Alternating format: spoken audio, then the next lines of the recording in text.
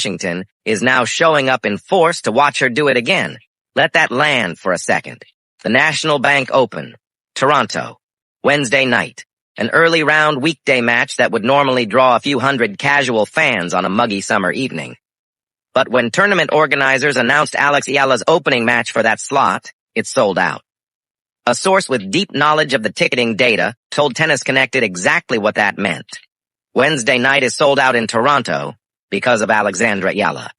From reliable sources, I can tell you only Serena has done that in the last 20 years. Only Serena. Williams, not Federer, not Nadal, not Djokovic. The greatest men's players the sport has ever produced, combined, could not do what this young woman from the Philippines just did without stepping foot on Canadian soil. The last time anything like this happened was 2022, when Serena announced her retirement in a Vogue article and Toronto lost its mind. 12,500 people packed inside the stadium. Another 5,000 watching on outdoor screens because the building literally couldn't hold the demand. The whole city saying goodbye to a legend.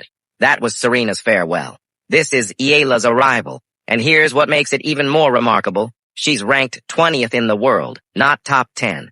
No Grand Slam title. No former world number one next to her name. Just a 21-year-old from a country that had never produced a tennis player of this magnitude, somehow outselling the sport's all-time greats at the gate. But this didn't come from nowhere. The signs have been building for months.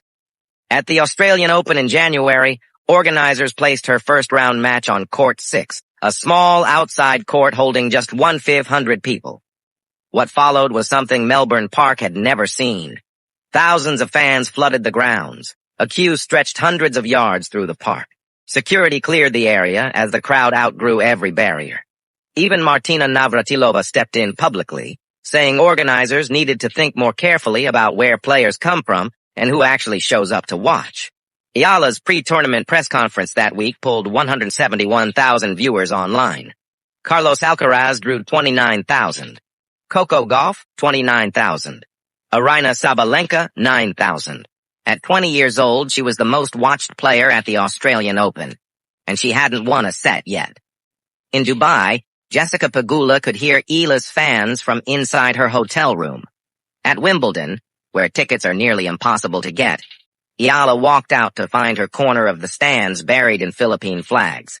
In Washington, tournament chairman Mark Ine revealed that 80% of all ticket inquiries, 80%, were specifically about Eala. Now, Toronto. And Toronto isn't just any city. The Greater Toronto area is home to over 250,000 Filipinos, 62% of the entire Filipino-Canadian population in the country. Ontario alone holds an estimated 363,000 people of Filipino descent. When Eala's name appeared on the entry list, it stopped being just a sporting event. It became a homecoming, because that's what this phenomenon really is at its core. It's not just tennis, it's a diaspora. Nurses from Birmingham, engineers from Berlin, students from Melbourne, families from Toronto. All scattered across the world, but fiercely connected to home. They've become her unofficial traveling fan base. Wherever she plays, a flag appears. Then another. Then chants in Tagalog rise through the stands, and the atmosphere transforms into something the sport has rarely felt. Mary Jo Fernandez said it simply.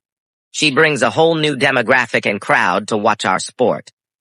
Andy Roddick went further. This is a movement within tennis that didn't exist a few years ago. She's attracting fans in the most committed, passionate way. And Eala herself? After a victory in Washington, a reporter asked what it felt like to be so celebrated around the world. She didn't talk about her own journey. She redirected. I think the question should be rephrased, she said. What's it like to be Filipino? Then she added two words her fans will never forget. Salamat, kabayan. Thank you, countrymen. She could have made it about herself. Instead, she shone the spotlight on every single person in those stands.